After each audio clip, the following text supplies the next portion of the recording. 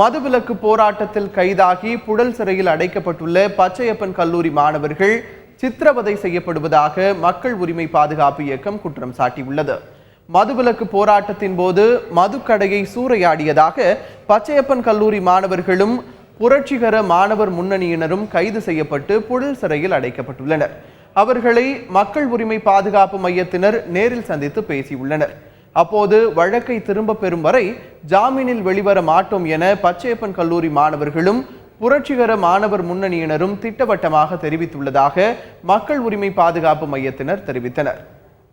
அந்த மாணவர்கள் இன்று எங்களை சந்தித்த அந்த மாணவர்கள், நாங்கள் பிணை மனுவை இந்த அரசாங்கத்திடம் கேட்கப் போவதில்லை, அரசே இந்த வழக்கை திரும்ப பெற வேண்டும்,